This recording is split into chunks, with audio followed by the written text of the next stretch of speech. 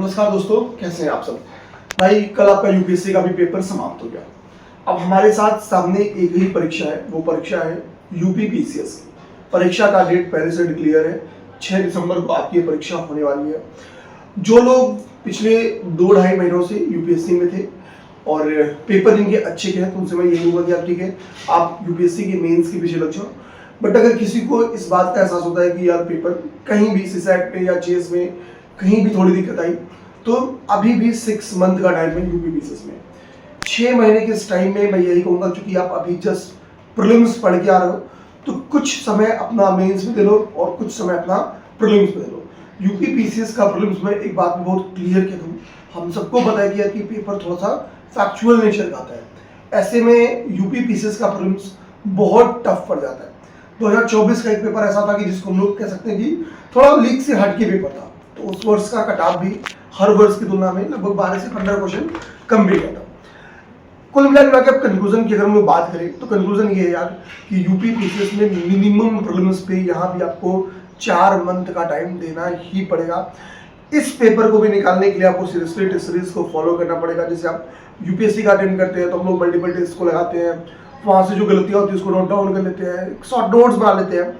Same प्रक्रिया आपको UP PCS पे भी करना पड़ेगा।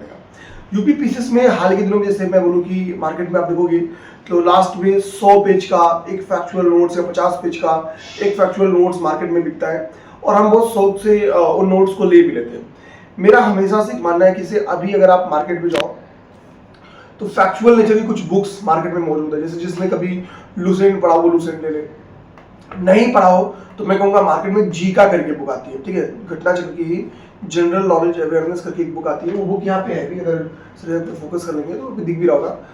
तो देखिए जीका की इस बुक की विशेषता ये ना कि आप अगर घटना चक्र का पूर्वावलोकन पढ़ रहे हो तो उसका एक्सप्लेनेटरी पोर्शन जो शुरू के 2-2 पेज में लिखा रहता है वो सब नहीं पढ़ना पड़ेगा, वो इस बुक में अच्छे से मेंटेन करके रखा गया है। यानी हम लोग कह सकते हैं कि ये बुक हमारे लिए सब्जेक्ट के एक शॉर्ट नोट्स के तौर पे काम करेगी। अब सोचिए इस बुक में 25 पेज में आपकी पॉलिटी समाप्त है और मैं लिख के देता हूँ कि पॉलिटी का 80% क्वेश्चन इसी से आ जाएगा, मतलब इसमें जो लिखा गया है, ठीक है ना।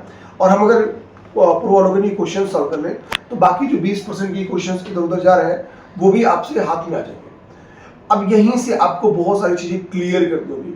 अभी मैं बताऊँ आपको एटलीस्ट हर 1 महीने में 2 सब्जेक्ट प्रीलिम्स के लेवल पे अच्छा करना पड़ेगा, यानी 2 पूर्वावलोकन आपको हर महीने टारगेट करना पड़ेगा। अगर आपको लगता है श्योर शॉर्ट मुझे प्रीलिम्स निकालना है तो ठीक है, आपको मिनिमम इन 4 सब्जेक्ट का पूर्वावलोकन देखना ही देखना होगा। यूपी पीसीएस में बेहद इंपॉर्टेंट होते हैं, ठीक है। आप इस पर जितने भी लोग सिलेक्टेड हैं मैक्सिमम के मुख से आप समझ जाओगे कि उन्होंने घटना चक्र पूर्वावलोकन पढ़ा है, मैक्सिमम बोलेंगे मैंने उसका नोट्स बनाया है, ये सारी चीजें हैं। तो हमको ये दिख जाती है कि भाई कि सामने वाले का रिजल्ट हुआ बट उसने उस चीज के लिए क्या किया, थोड़ा सा हमको इसको भी फोकस करना होगा। तो मैं आपसे कहूंगा कि यार आप कम से कम 2 सब्जेक्ट 1 मंथ में टारगेट करो। पहले मैं कहता था कि 1 मंथ में 1 सब्जेक्ट, लेकिन मैं वो 3-4 महीने से कह रहा हूँ जिसने फॉलो किया वो एक ही सब्जेक्ट फॉलो करे, बट जिसने नहीं फॉलो किया वो 1 महीने में आप 2-2 सब्जेक्ट फॉलो करो, ठीक है। जिसमें history, geography, polity, environment, ecology, general science, ये पूर्वावलोकन सॉल्व करना बेहद जरूरी है। और अगर आप जीका के थ्रू, जैसे मैं फॉर एग्जाम्पल बताऊँ सर, आप यहाँ पे फोकस करो, ठीक है।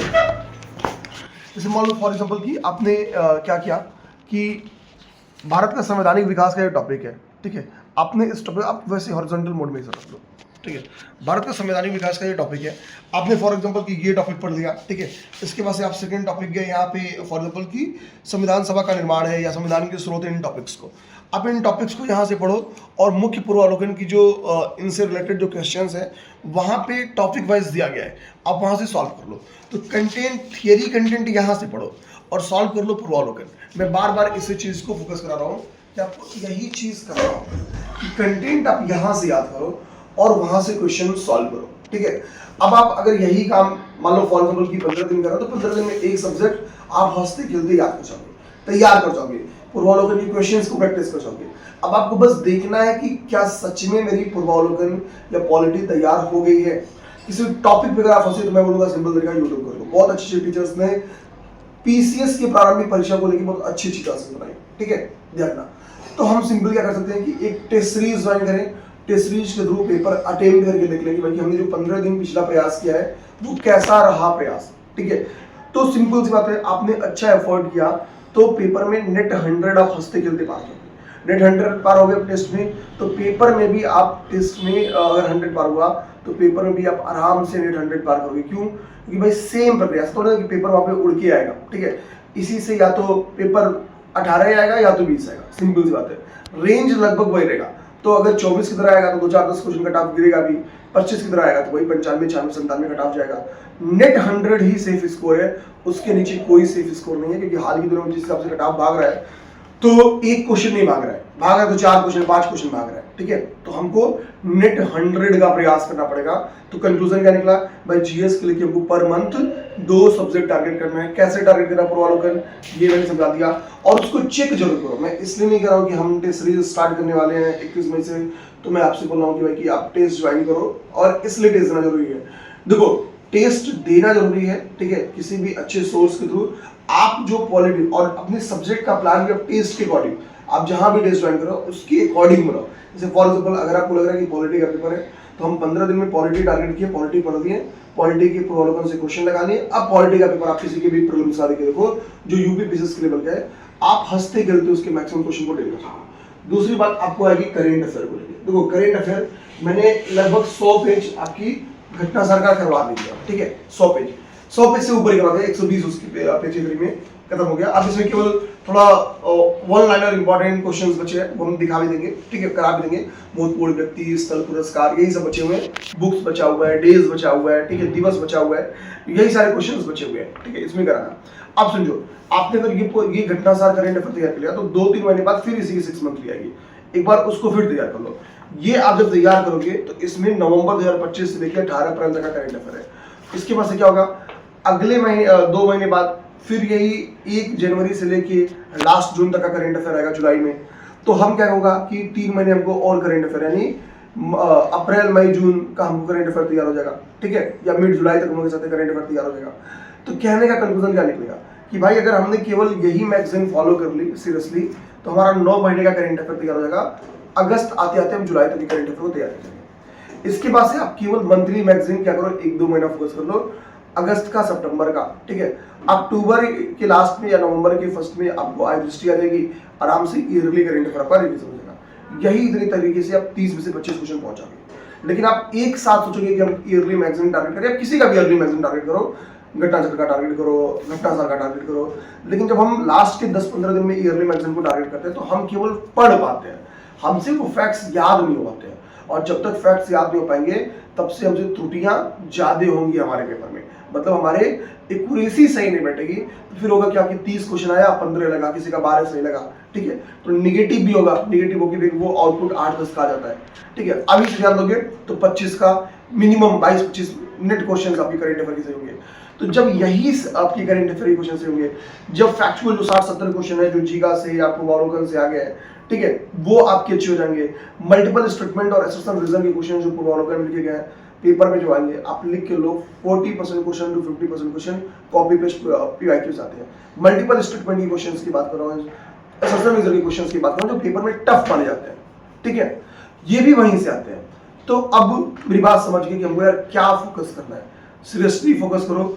और इस चीज को ध्यान रखना कि एटलीस्ट 3 पेपर, ठीक है, हम कह रहे हैं कि GS1, GS2, GS3 ये प्रीलिम्स के पहले तैयार कर जाओ, ठीक है। इसका सोर्स आप कुछ भी रख जाओ, पीआर की संहिता से तैयार कर जाओ, समर्पण के थ्रू तैयार कर जाओ, लेकिन ये 3 पेपर्स आपको तैयार करना चाहिए। क्योंकि मैं आपको बताऊंगा, आपका मेंस का पेपर मेरा व्यक्तिगत मानना है कि मार्च शुरुआत में ही पड़ेगा। आपको टाइम नहीं मिल रहा है अपने मेंस परीक्षा के लिए। तो जब मेंस परीक्षा के लिए टाइम नहीं मिलेगा, इधर अगर आपने GS1, 2, 3 तैयार कर लिया, तो उधर आपको 3 महीने का भी टाइम मिलेगा ना, तो आप हंसते खेलते मैनेज कर लोगे, अपना सिलेबस रिवीजन भी कर लोगे। तो मैं खुल के बोल रहा हूँ, 31 तारीख से प्री का टेस्ट सीरीज स्टार्ट है, ठीक है। जो यूपीएससी का प्रीलिम्स दे रहे थे, तो हमने एक नए सीरीज से प्रीलिम्स का टेस्ट सीरीज स्टार्ट किया है, आप उसको ज्वाइन कर सकते हो। संहिता बैच 1 तारीख से स्टार्ट है, उसके थ्रू एटलीस्ट 1 to 3 कर जाओ, क्लासेस कर जाओ, उसके नोट्स बना जाओ, ठीक है।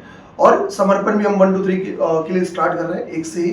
तो आप उसे जो लिख के अपना, मतलब अपने सिलेबस को पढ़ के, उसके आंसर्स को लिख के अपनी जो सिलेबस से कंप्लीट करना चाहते हैं, तो उनके लिए भी एक बड़ा अपॉर्चुनिटी आप समर्पण के थ्रू उसको कर सकते हो, ठीक है। मैंने कोशिश की, बातचीत की, कोई डाउट हो तो कमेंट बॉक्स में छोड़ दीजिएगा, ठीक है। और या स्क्रीन पे 7800043424 करके एक नंबर चल होगा, उस नंबर पे व्हाट्सएप मैसेज कर देना। आप झूठ पे कॉल करोगे तो लंबा प्रक्रिया हो जाएगा। आप सीधा कोई डाउट रहे तो व्हाट्सएप मैसेज कर दिया करो, किसी भी चीज को लेके जो कोई जानकारी चाहिए तो व्हाट्सएप मैसेज कर दो। व्हाट्सएप मैसेज का रिप्लाई मैं खुद ही करता हूँ, मेरी टीम करती है, तो हम रिप्लाई आपको 2-4 घंटे का टाइम लगेगा बट कर ले जाएंगे, ठीक है।